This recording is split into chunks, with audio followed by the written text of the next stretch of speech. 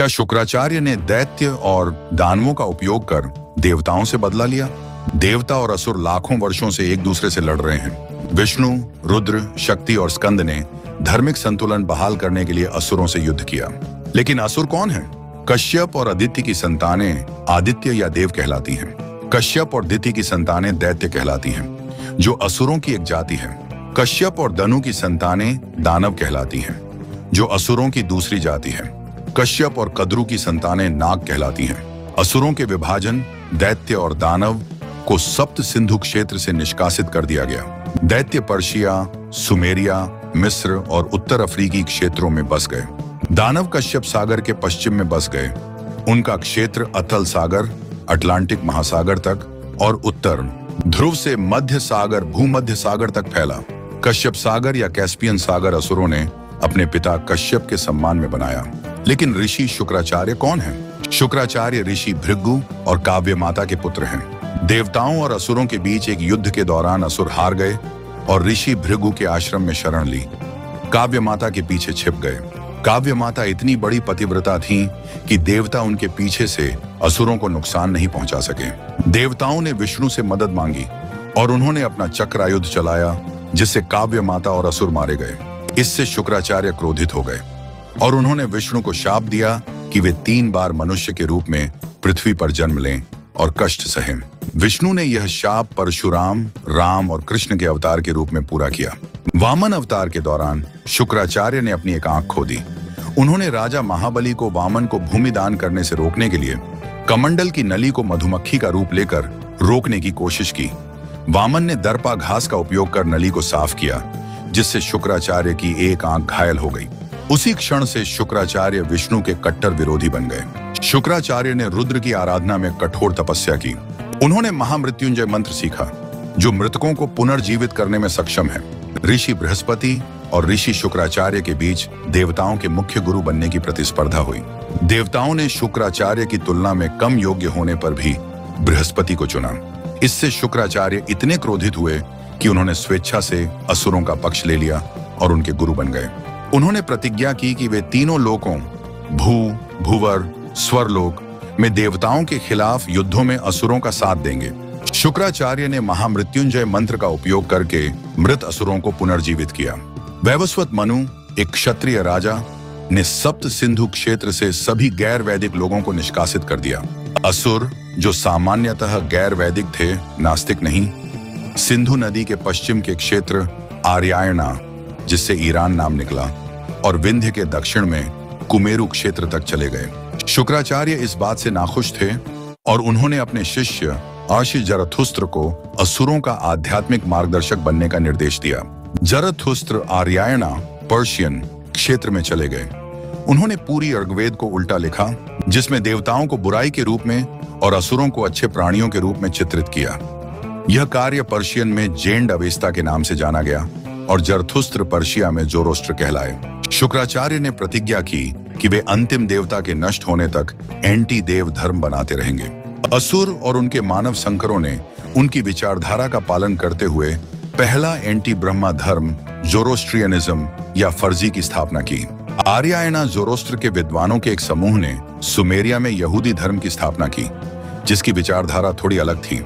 यह समझना महत्वपूर्ण है कि असुर शिव के कट्टर भक्त थे, लेकिन उनका स्वभाव भौतिकवादी और भोगविलासी था।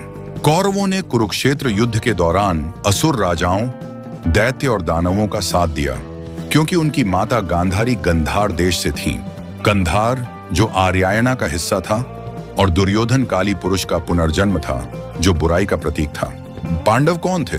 पांडव देव और मनुष्य के संकर थे। महाभारत युद्ध में विजय के बाद पांडव राजकुमार परीक्षित ने कौरवों और उनके परिवारों के वंशजों का शिकार किया।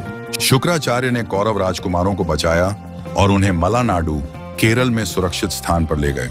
उन्होंने असुर राजा महाबली, जो 7 अमर लोगों में से एक थे, को कौरव राजकुमारों को दैविक युद्ध और दैविक हथियारों का प्रशिक्षण देने का आदेश दिया। कौरव राजकुमारों ने मलानाडु के लोगों की मदद की और उनकी रक्षा की। केरल में कौरवों को समर्पित प्राचीन मंदिर आज भी पाए जाते हैं। शुक्राचार्य ने बाद में कौरव राजकुमारों को सुमेरिया भेज दिया। शुक्राचार्य ने आर्यायना क्षेत्र में 1008 शिव पीठों की स्थापना की, जिनमें मक्केश्वरम, मक्का, उनका मुख्यालय था। उन्होंने कौरवों को एक गुलाम सेना बनाने का आदेश दिया जो देवताओं और उनके मानव संकरों से युद्ध करेगी। इस बीच शुक्राचार्य ने एक बेदौइन खानाबदोश प्रमुख मोहम्मद को चुना और उन्हें गुलाम सेना का नेता बनाया। राक्षस ने शुक्राचार्य के निर्देश मोहम्मद के कानों में फुसफुसाए, उन्हें ऐसी सेना बनाने का मार्गदर्शन दिया जो उनके आदेशों का अंधानुकरण करे। कौरवों ने इस सेना को युद्ध कला में प्रशिक्षित किया। कौरव, जो अब भी इस बात से दुखी थे कि भगवान कृष्ण और पांडवों ने उनके पिताओं को हराने के लिए अधर्मिक तरीकों का सहारा लिया, उन्होंने गुलाम सेना को सभी अधर्मिक युद्ध कला सिखाई। कौरवों के वंशजों ने सिंधु नदी से कश्यप सागर और सुमेरिया तक साम्राज्य स्थापित किए। यह क्षेत्र कुरुस्थान के रूप में जाना गया, जिसे बाद में ISIS और अन्य इस्लामिक लड़ाकों ने कोरासन कहा। कुरैशी या कुरैशी को कौरवों के सीधे वंशज माना जाता है। यह गुलाम सेना इस्लाम धर्म बन गई और शुक्राचार्य अल्लाह बन गए। शुक्राचार्य के साथ शुक्रवार, फ्राइडे को जोड़ा गया, इसलिए शुक्रवार मुसलमानों के लिए पवित्र दिन बन गया। शुक्रिया शब्द शुक्राचार्य के नाम पर गढ़ा गया। मुसलमान अल्लाह शुक्राचार्य को हर चीज के लिए धन्यवाद देते हैं। जरथुस्त्र ने असुरों के लिए नियम बनाए जो देवों के नियमों के ठीक विपरीत थे। इन नियमों में दाएं से बाएं लिखना, मंदिरों की परिक्रमा वामावर्त एंटी क्लॉकवाइज करना, सिर मुंडवाना और केवल दाढ़ी रखना, रात में प्रार्थना करना और सूर्यास्त के बाद भोजन करना शामिल था। उन्होंने सूर्य और अग्निदेव का त्याग कर वरुण और चंद्र की पूजा की। शुक्राचार्य आर्यायना से सभी 108 शिवलिंगों को मक्केश्वरम लेकर आए और उन्हें एक पवित्र स्थल में समेकित कर दिया। फारसियों पहलवानी ने मक्केश्वरम के मुख्य शिवलिंग को क्षतिग्रस्त कर दिया। टूटे हुए शिवलिंग जो काले ग्रेनाइट के बने थे को एक चांदी के गदा में रखा गया। एक चंद्र देवता जो चंद्र पत्थर से बना था, क्षतिग्रस्त लिंग की जगह मंदिर के केंद्र में स्थापित किया गया। ऐसा माना जाता है कि यह चंद्र पत्थर वहां के लोगों के मन को अशांत करता है, उन्हें लगातार अशांति की स्थिति में रखता है। सऊदी कबीले जो इस क्षेत्र के शासक थे ने टूटे हुए शिवलिंग के टुकड़ों को काले ग्रेनाइट के आवरण में बंद कर दिया, जिसे अब काबा कहा जाता है। भक्त काबा की परिक्रमा वामावर्त दिशा में करते हैं। रुद्र इन घटनाओं से विचलित होकर शुक्राचार्य को आदेश देते हैं कि वे गुलाम सेना का उपयोग अधर्म का मुकाबला करने के लिए करें जब उनकी संख्या धर्मों से अधिक हो जाए।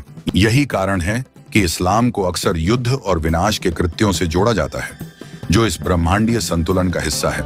ये देव असुर सभ्यताओं के युद्ध तब तक जारी रहेंगे जब तक धार्मिक संतुलन 75% धर्म और 25% अधर्म के साथ बहाल नहीं हो जाता। पश्चिम असुर क्षेत्र हमेशा पूर्व देव क्षेत्र के साथ युद्ध में रहता है। दानव, आधुनिक यूरोपीय ईसाई और दैत्य, आधुनिक मुसलमान अपनी वर्चस्व की लड़ाई में भाई भाई की प्रतिद्वंद्विता जारी रखते हैं। शुक्राचार्य ने यह वचन दिया था कि वे अंत तक एंटी देव धर्मों का निर्माण करते रहेंगे। ये ब्रह्मांडीय संघर्ष धार्मिक संतुलन के लिए एक युद्ध के रूप में जारी रहता है। शुक्राचार्य के प्रभाव की विरासत युगों, धर्मों और सभ्यताओं में फैली हुई है। उनकी कहानी धर्म और अधर्म के बीच के शाश्वत संघर्ष का प्रतीक है। ये युद्ध ब्रह्मांडीय संतुलन बनाए रखने की महान योजना का हिस्सा है। इन कथाओं के पीछे की बुद्धिमत्ता और शोध के लिए कन्नन रामासामी जैसे विद्वानों का योगदान धन्यवाद के योग्य है।